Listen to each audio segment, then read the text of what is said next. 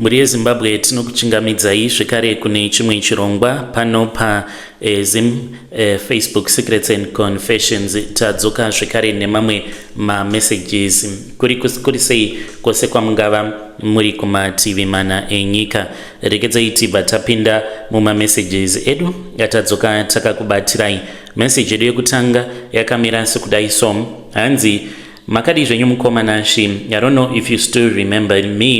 Inino ndadzoka pano ndichida kuzokupai update. Ndini ndakauya paya apo pandainge ndichitaura kuti ndakarombeswa nemuprofita wenguo tsvuku ende tichiri mushishi yekutsvaka zviri kudiwa nemubatsiri kuti dambudziko redu ringe richizopera. Hatisi kuzorora kana kuri kunzi panenge paino vanhu vanenge vachida kutibatsira, please tibetsereiwo. Pari zvino izvi ndo zviri kuitika mukomanashi.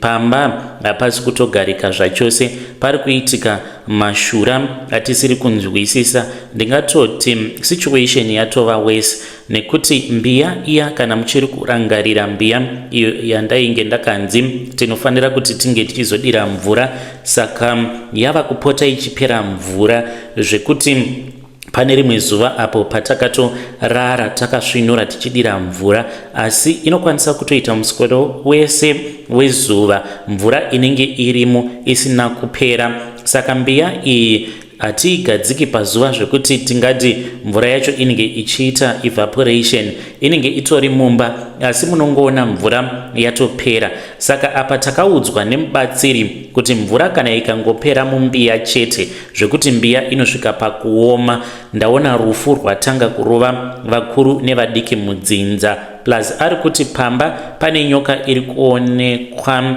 ende nyoka iyoyo ari kuti haatozivi kuti nyoka iyoyo iri kubva kupi, but nyoka iyi isusuwo hatisati takamboiona. Iye muprofita ndiye ari kuti pose pandiri kuenda pamweya ndiri kuona kuti pamba penyu pane nyoka. Saka chichaita chishamiso chekuti vanhu vose kana mukasazvigadzirisa vachasvika pakuzonzwa nezvayo nyaya iyi. Apa pane mwana wemuvakidzani zvekare uyo anopota achita sekunge anosvikirwa. Anoti kana aita sekunge asvikirwa kudaro anongouya pamba pedu otanga kutura befu, achingotura befu. Ndiyo update yandauya nayo. Kana kuine vanhu vanokwanisa kutibetsera, please tibetsereiwo. Vedare ndo message iyo yandakatumidzirwa ichibva kuna mukoma vedu. I don't know if you still remember him. Avo vainge vachiti ivo vakarombesewa nemuprofita wenguo tsvuku. Kana muchiri kuvarangarira kana muchiri kuirangarira zvekare nyaya iyoyo. So let us try to speak with our dear brother. Hanzi kana kuine vanhuwo vanokwanisa kutibetsera vanowanikwa around Harare, please get in touch with brother Nash. Kana muriko you can come to our inbox. Rekedzai tibva taenda panyedu inotevera. Nyedu inotevera yakamira sekudai.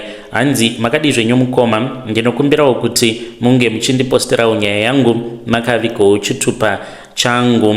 Upenyu wakati hwandiomera mukoma, ndainge ndaona kuti hakuna kwandiri kuenda neupenyu. Ndo pandakabva ndachizosarudza kuti ndinge ndichiita zvandakaita, but iko zvino zvimukoma ndadzokera uko kwandainge ndimbori. Upenyu hwangu still hwakandiomera mukoma. Chaita kuti upenyu hwangu huome inyaya yekuti ndakada kutiza mabasa angu ehuroi hwandainge ndichiita ndisina kudzosera kurombwa, ndikabva ndachizotanga kunamata. Iyi ngaizova seyambiro kune avo vanenge vakambobata kana kushandisa mishonga yakaipa. Haungodzokeri kuchechi wototi ndava kutotanga kutoita zvekunamata.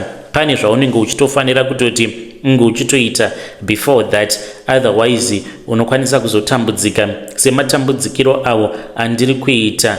Zvandakaita ndezvekuti ndakapisa ndega zvinhu zvandaishandisa pamabasa angu echivanhu nekuti ndainge ndisingadi kuonekwa nevana. Asi iye zvinhu zvandakapisa ndakazviona zviri mumba pamubhedha wangu, asi pamusoro pezvinhu painge paine jira jena asi rainge riine ropa. Ndipo pakatanga matambudziko angu. inini ndiri murume uye zvakare ndine makore 45 years ekuberekwa, ndiri chizvarwa cheMalawi, asi pari zvino ndava kurarama ndiri muZimbabwe. Ndakawanawo chitupa citizenship yekuti ndinge ndichizonzi ndiri chizvarwa cheZimbabwe nekuda kwekuti ndainge ndaroora mukadzi uyo ainge ari chizvarwa cheZimbabwe asi werudzi rwechishona. Kuti ndinge ndichizoya muno muZimbabwe ndichibva kuMalawi, ndainge ndauya nasekuru vangu kubva kuMalawi ndiine 10 years. Tainge tadaidzwa nevamwe minister, asi minister vacho vakazofa. Tainge tauya pamba pake kuti timushandire kuti arambe ari pabasa muhofisi make. Patakapedza kushandira minister ava, vakabva vatipa munda wekumusha kuGokwe, tikatanga kugara, asi taichengetwa naminister ava kusvika sekuru vangu vachizofa. Sekuru vangu vasati vafa vakandisira nhekwe yavo netsvimbo nebakatwa nemachira avaifuka. Vakanditi ndinofanira kuenda nawo kubako, ndomasiya ikoko. Pakafa sekuru vangu handina kuita zvavakandiudza kuti ndinge ndichiita. Ndakachengeta machira aya, ndakazosara ndava kugara ndoga pamba. Saka vanhu vaibatsirwa nasekuru vangu havana kumira kuuya kuzobatsirwa nekuti vaifunga kuti kufa kwaita sekuru vangu ndini ndave nesimba ravo, nekuti vaindiona ndichishanda nasekuru. Saka vaiva nekutenda kune zvose zvandainge ndichiita. Ndakazoona kuti zvainge zvisina rwendo kuramba ndichinyepa vanhu vaizoguma vasisauya kuzobatsirwa. Ndainge ndava kuda kuti ndige ndichikwanisa kupa vanhu zambuko, nekuti zvinoita vanhu vanouya kuzobatsirwa, vaya vanouya kuzobatsirwa vanoudzana. Ndakabva ndaenda kuMozambique kumusha, asi handina kusvika kwainge kuine hama dzangu. Ndakaenda kuTete kwainge kuine imwe n'anga yaityiwa nasekuru vangu panyaya dzemushonga. Ndasvika kwasekuru ava ndakaita 3 weeks mukadzi wangu asingazivi kuti ndainge ndaenda kupi. Pa 3 weeks idzodzo ndainge ndichibikirwa nemishonga yose. Ndakabikwa zvekuti ndinoti kana ndikasangana nenyoka kunyangwe yemhando ipi ndikaisvipira nemate angu awa inofa. Ndipo pandakazodzoka kumba. Saka pandakadzoka ndainge ndava nesimba rekuti ndainge ndava kuenda kuguva rasekuru vangu ndonovamutsa. Ndivo vainge vava kubatsira vanhu, asi vanhu vanenge vachibatsirwa vanenge vachiona sekunge ndini ndiri kuita mabasa aya. Ndakatochengeta vana vangu kusvika vakura. Zvino vana vakura vakabva vabatana nemukadzi wangu. Vainge vava kundipandukira, vava kuti baba ndimi muri kukonzera kuti titambure zvatiri kuita nekuda kwehun'anga hwamuri kuita. Vana vainge vava kundirwisa, vainge vava kuuya vachindikanda minamato pamusha. Pamba pakaguma pasisagarike nekuti sekuru vainge vava kumuka chipoko chairura pamusha. Chipoko ichi chainge chava kuvata nevana vangu vasikana. Pamba painge pava kungoitika mashiripiti. Chakazoita kuti ndinge ndichizoenda kuchechi inyaya yekuti ndakamborohwa nechipoko. Ndarohwa nechipoko kudaro ndakaita 4 weeks ndisingagone kana kutaura. Saka pandakabengenuka ndakabva ndaunganidza zvose zvandainge ndakasirwa nasekuru, ndikabatidza moto pamusha ndokubva ndatiza.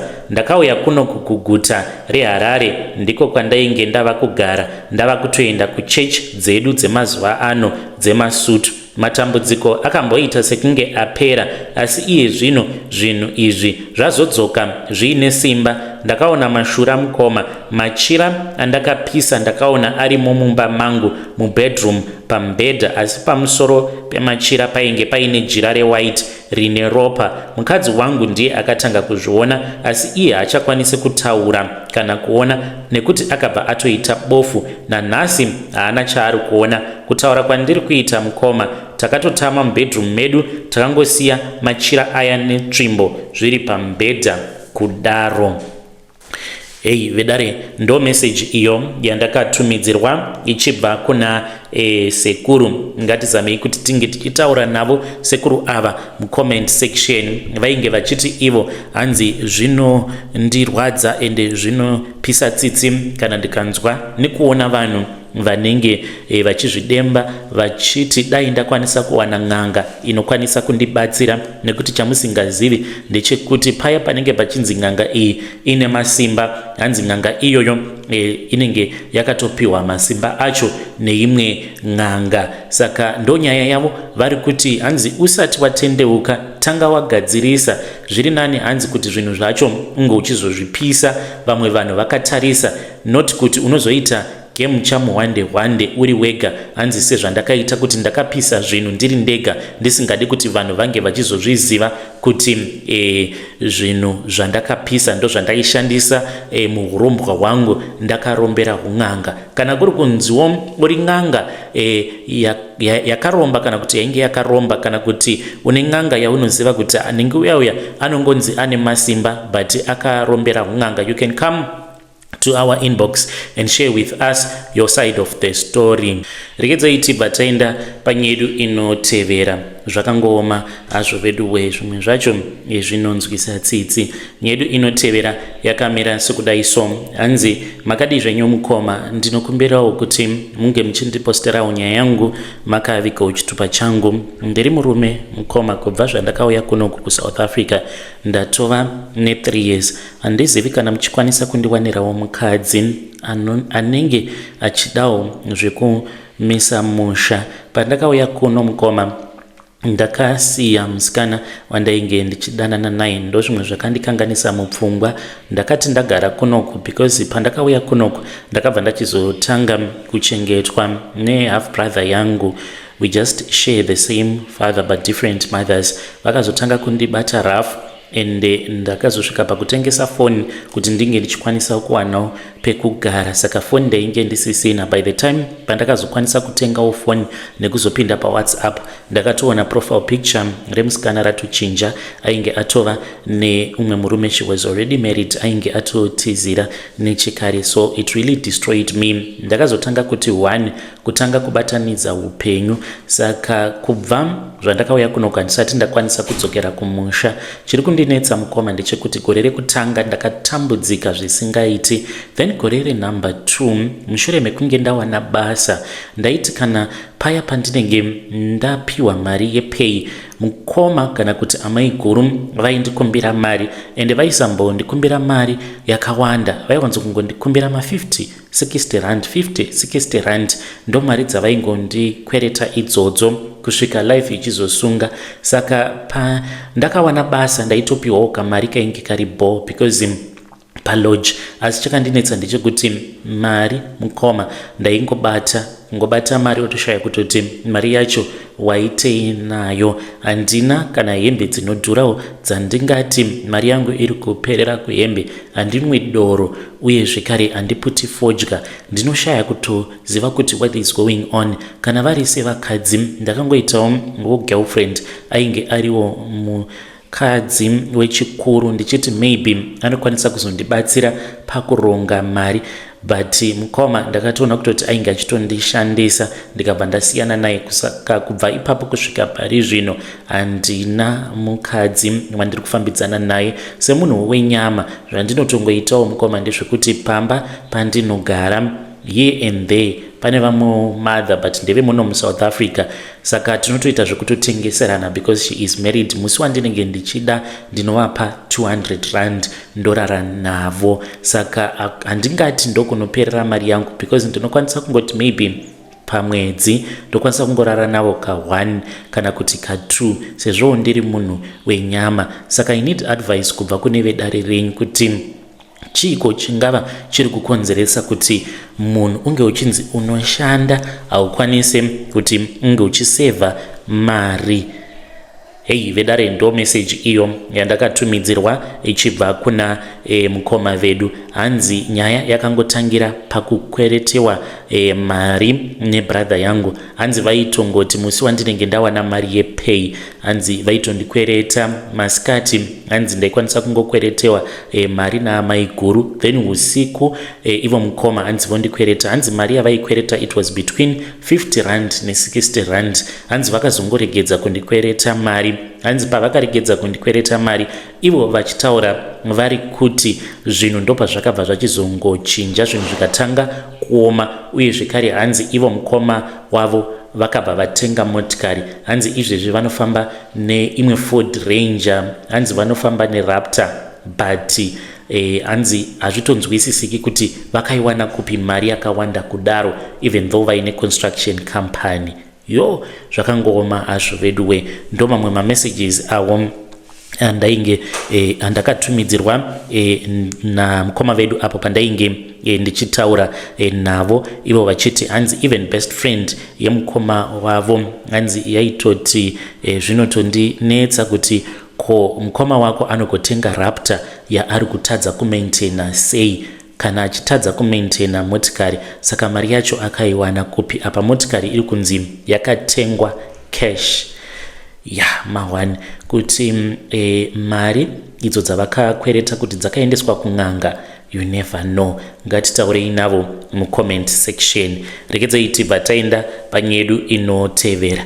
Nyedu inotevera yakamira sokudai so. Hanzi makadi zvenyu mukoma, ndinokumbirawo kuti munge muchindiposterawo nyaya yangu makaviga chitupa changu apo pandainge ndichiri ne23 ndakabatwawo chibharo. I was an intern mukoma at a private hospital, so that has destroyed my life and I am someone who hates going out.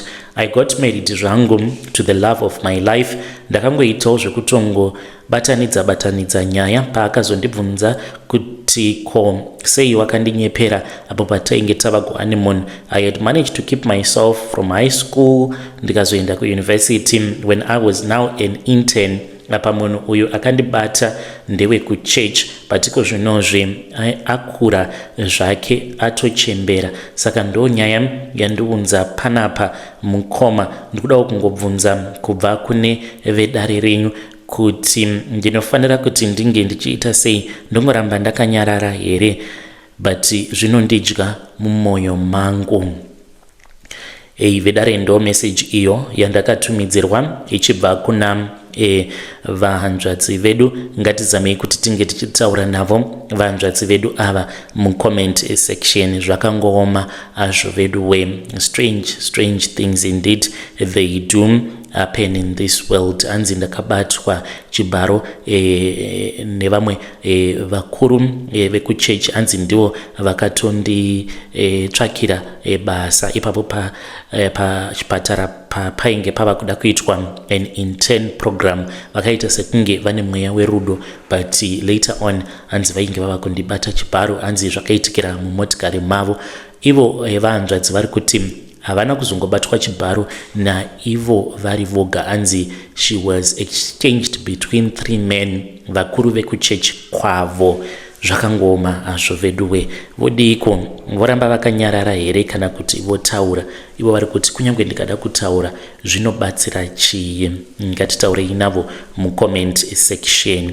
Rekedzei tibva taenda panyedu inotevera. Nyedu inotevera yakamira sekudai. Hanzi mukoma, kana watofunga kutopinda mutransport industry wotongwara. Inini ndakadzidza apo pandainge ndichiri kudriver makombi awa ainge achienda kuGlenora. Saka mudhara wataishandira motikari dzake they never got a breakdown. Maipucha gore rose kusvika rapera pasina motikari inenge yanzi yambostaka paside perodhi. And motikari dzemudhara iyeye waitokwanisa kutobva kutown uchitoona kutoti aiwa geji riri empty, ugoenda kuGlenora ugodzoka, ugodzokera zvekare kuGlenora. Wava kutodzokera zvimwe kuda watosvika mutown ndo pawaizoona motikari kuti haiko zvinozvi yagomerwa, haichakwanisi kuti inge ichiramba ichienderera mberi. Saka mudhara watainge tichishandira ndakazotanga kuwirirana naye mushure mekunge arambana nemudzimai wake, because ndini ndakazotodiscover kuti mukadzi wacho anoita zvemaboyfriend. Saka ainge ava kundifarira.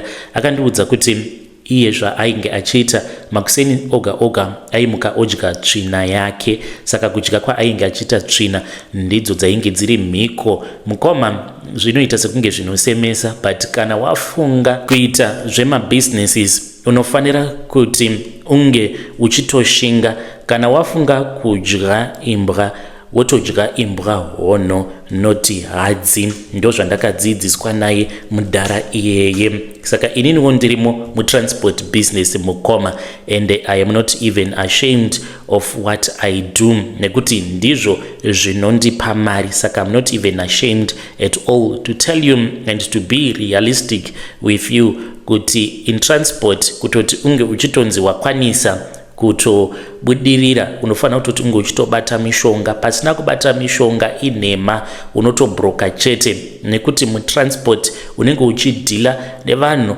vamwe vaunotakura vanenge vaine mazimhepo avo, and vanongosiyawo mazimhepo avo mumotikari dzako. Saka iwe unotozvichengetedza. I am proud nekudya dhodho rangu each and every morning, nekuti zvinondibatsira mukurarama. Izvezvi vana vangu vanodzidza kuzvikoro zviri kumhiri kwemakungwa. Vana vangu inini mukoma vakadzidza pane chimwe chikoro apo pakadzidza vana vapresident vekuBrazil. Saka you can imagine kuti I would have never managed to afford that. Ndine dzimba mu-UK ini, kunyangwe mukati unodya dhodho rako, but I have built wealth for my children. Yo vedare ndo message iyo yandakatumidzirwa ichibva kuna mukoma vedu avo vari kuti vaimbodriva makombi aienda kuGlenora. Ivowo futi vane makombi avo. Hanzi ini ndine makombi, hanzi kombi yangu inofamba without any breakdown kana kumiswa nemapurisa. Hanzi tinozongopawo mapurisa mari zvekungotiwo mutemo, but hanzi dzangu kombi hadzingofi pose pose, and inokwanisa kufamba isina hanzi kana donwe repetrol mutengi kusvika yasvika kwainenge ichifanira kuti inge ichisvika nevanhu. Hanzi tozotanga kufunga manje kuti petrol toiwana kupi. Yo motikari kufamba nemhepo inonzi African magic zvechokwadi. Ngatitaurei navo mucomment section mukoma vedu ava.